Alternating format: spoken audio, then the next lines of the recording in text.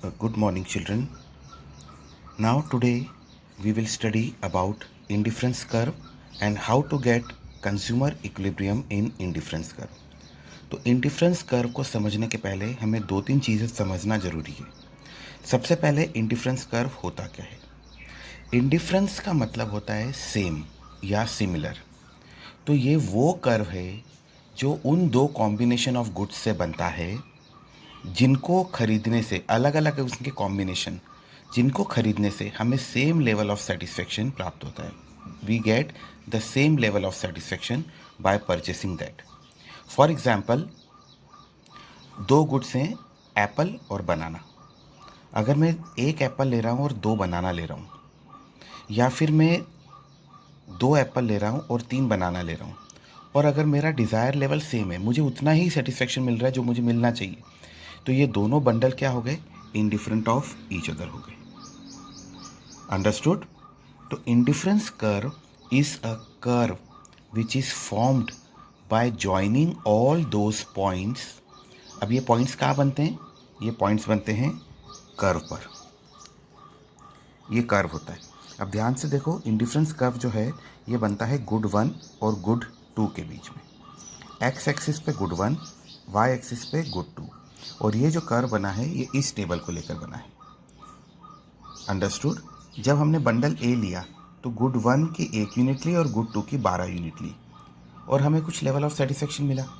जब हमने देखा कि गुड 1 जो है उसको हम बढ़ा सकते हैं, मगर गुड 2 हो सकता है कीमत में सस्ता हो, या सेटिस्फेक्शन लेवल में, या जो भी यूटिलिटी है उसकी कम हो, तो हमने 4 यूनिट्स गुड 2 की ले ली. गुड 2 बच गए 8, और उससे हमने 1 यूनिट नई खरीद ली गुड 1 की. तो ये कॉम्बिनेशन हो गया 2 8 का. इसी तरह से हम 5 3 3 4 और 2 5 पे आए. इसका मतलब है गुड 2 को हम कम करते गए. अब गुड 2 को हम कम करते जा रहे हैं, कंजम्पशन कम करते जा रहे हैं, मतलब हम क्या कर रहे हैं, गुड 2 की यूटिलिटी बढ़ाते जा रहे हैं. और यूटिलिटी का बढ़ने का मतलब होता है कम यूज़ में ज़्यादा आउटपुट. उसको उसकी यूटिलिटी कहते हैं. That you already know. Understood. तो ये कॉम्बिनेशन बने. अब इन कॉम्बिनेशन से हमें क्या मिल रहा है, सेम लेवल ऑफ सेटिस्फेक्शन. मतलब मैं एक गुड 1 1 खरीद रहा हूँ और गुड 2 12 खरीद रहा हूँ, या गुड 1 2 खरीद रहा हूँ, गुड 2 8 खरीद रहा हूँ. इसी तरह से अलग अलग कॉम्बिनेशन है, 1 12 2 8 3 5 4 3 और 5 2. इन कॉम्बिनेशन से मुझे लेवल ऑफ सेटिस्फेक्शन जो मिल रहा है वो सेम मिल रहा है. तो इन पॉइंट्स को जब मैंने ज्वाइन किया तो मुझे कर्व की शेप आई, और ये कर्व की शेप क्या बता रही है कि ये सारे points same level of satisfaction देते हैं, और इनको ज्वाइन करने से जो कर्व बनता है उसको इंडिफरेंस कर्व कहते हैं. अब इंडिफरेंस कर्व का जो स्लोप बन रहा है ये कॉन्वेक्स है, ओरिजिन पॉइंट ओ से कॉन्वेक्स शेप ले रहा है. और कुछ बातें हमें जानना इसमें ज़रूरी है. पहली, कि दोनों गुड्स का होना कंपलसरी है.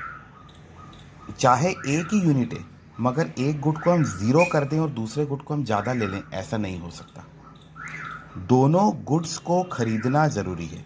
And when both the goods will be there, then axis में नॉट टच टू पॉइंट्स में नॉट टच टू एक्सिस. तो आपने इसमें देखा कि एक मिनिमम एक नंबर होना ज़रूरी है. ऐसा नहीं हो सकता कि एक गुड को हम ज़्यादा ले लें और दूसरे गुड को ज़ीरो कर दें. और अगर ऐसा नहीं हो सकता तो कोई भी पॉइंट एक्सिस पर टच नहीं कर सकता. दूसरा जो सबसे इम्पॉर्टेंट पॉइंट है वो है, इंडिफरेंस कर्व जो है वो बेस्ड है मार्जिनल रेट ऑफ सब्सटीट्यूशन पे. Indifference curve is based on MRS और मार्जिनल रेट ऑफ सब्सटीट्यूशन, और इसी मार्जिनल रेट ऑफ सब्सटीट्यूशन को स्लोप ऑफ इंडिफरेंस कर्व भी कहते हैं. अभी समझ लो कि ये आता कैसे है. तो यहाँ पर आप देख रहे हैं लॉस अपॉन गेन. इसको लॉस अपॉन गेन ना सोचते हुए delta loss upon delta gain, या change in loss upon change in gain देख सकते हैं. जैसे कि 12 से 8 में गए तो लॉस हो रहा है 4 का, ये रहा 4, और गेन हो रहा है 1 का, 1 से 2 पे आ रहे हैं, तो ये है 1. तो 4 upon 1 it is 4. Now you can observe that 4 3 2 1 it means MRS is decreasing. अब ये मार्जिनल रेट ऑफ सब्सटीट्यूशन होता क्या है हम ये समझेंगे. रेट ऑफ सब्स्टिट्यूशन का मतलब होता है आप किस रेट से एक गुड से यूटिलिटी निकाल कर दूसरे गुड में कंज्यूम कर रहे हैं। अब जब मैंने देखा कि मैंने 4 यूनिट ऑफ गुड टू निकाले और मुझे 1 यूनिट मिल रही है, मेरा लेवल ऑफ सेटिस्फेक्शन सेम है, तो नेचुरली मैं क्या करूँगा, गुड टू में और थोड़ा सा ट्राई करूँगा। अब मैंने 3 ही गुड निकाले, तब भी मैं 1 ही यूनिट ले पा रहा हूँ। फिर मैंने 2 ही गुड एक्स्ट्रा निकाले गुड टू में से, तब भी मैं 1 ही यूनिट ले पा रहा हूँ एक्स्ट्रा। तो why should I substitute from second good if I am getting the same level of good one. आया समझ में?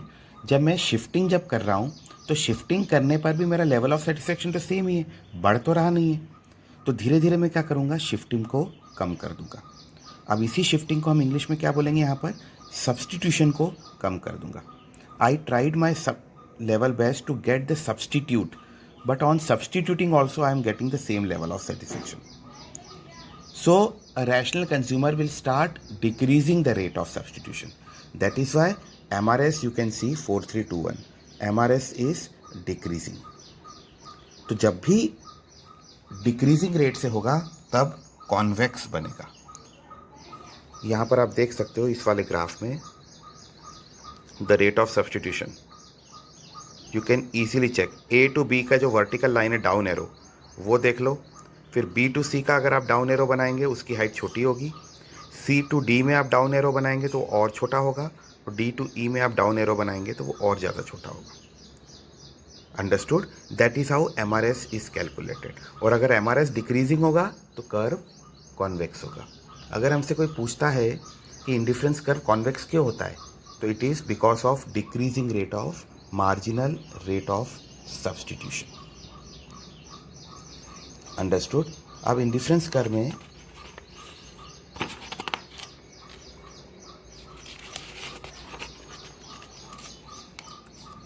ये प्रॉपर्टीज है इंडिफरेंस कर्व की.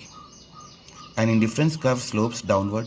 डाउनवर्ड क्यों होता है? क्योंकि हमारी इनकम फिक्स है. हम ए से बी में या बी से ए में शिफ्ट होंगे तो उसी पैसे को इधर उधर करना पड़ेगा. अगर बी बढ़ाएंगे तो ए कम हो जाएगा, ए बढ़ाएंगे तो बी कम हो जाएगा.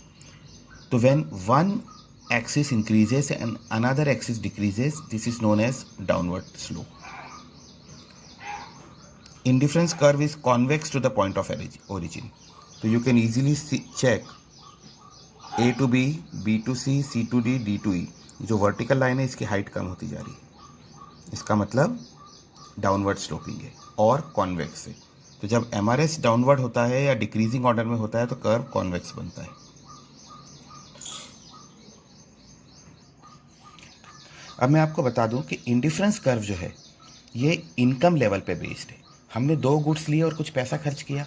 अगर हमारी इनकम लेवल बढ़ गई तो इंडिफरेंस कर्व स्मॉल ए से स्मॉल बी पे आ जाएगा. और इनकम लेवल बढ़ गया तो सी पर. तो जब एक ही कोऑर्डिनेट पे अलग अलग इनकम लेवल के इंडिफरेंस कर्व बनते हैं तो उसको बोलते हैं इंडिफरेंस मैप. या हम ये कह सकते हैं कि हायर इनकम के साथ इंडिफरेंस कर्व हायर होता जाता है. With the higher increase in income the indifference curve will shift to right. Now another important property is indifference curve never intersect each other. Indifference curve do not cut each other, do not intersect each other. अब इसको prove करने के लिए हमने contradiction लिया. और contradiction क्या लिया कि let us assume that indifference curve intersect each other. तो इस कर्व में आप देख रहे हैं इंडिफरेंस कर्व जो है वो ए पॉइंट पर इंटरसेक्ट कर रहा है. अब अगर हम IC1 को देखें तो IC1 के पॉइंट्स क्या हैं? ए और बी. और IC2 को देखें तो ए और बी. IC2 के पॉइंट्स क्या हैं? ए और सी. जैसे मैंने यहाँ आपको बताया था ऊपर कि इंडिफरेंस कर्व अलग अलग इनकम लेवल पर अलग अलग लेवल ऑफ सेटिस्फेक्शन दिखाता है और हायर लेवल पे जाता है. अब अगर अपन यहाँ देखें तो इनकम लेवल IC1 और IC2 का अलग है, मगर ए क्या बोल रहा है कि दोनों का इनकम लेवल सेम है. ओके, AB और AC ये 2 इंडिफरेंस कर्व बन रहे हैं.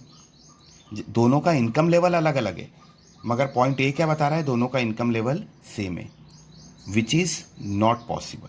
सो with this contradiction we can say that indifference curve can never intersect. यहाँ आप इक्वेशन देख सकते हैं, ए इक्वल टू बी है क्योंकि both the points are indifferent, A equal to C है, both the point of A and C are also indifferent. इस हिसाब से क्या होना चाहिए, A equal to B and A equal to C. इस हिसाब से क्या होना चाहिए कि A is the level of A is for both IC1 and IC2 which is not possible. और आपको मैंने पहले ही बताया है कि दोनों गुड्स का होना ज़रूरी है, ऐसा नहीं हो सकता कि कोई एक गुड ज़ीरो हो जाए। तो ये अनदर प्रॉपर्टी है कि indifference curve never touches x axis and y axis. So this is all about the indifference curve and ordinal utility approach, how to find consumer equilibrium. In case any problem, feel free to ask on my personal number. Thank you.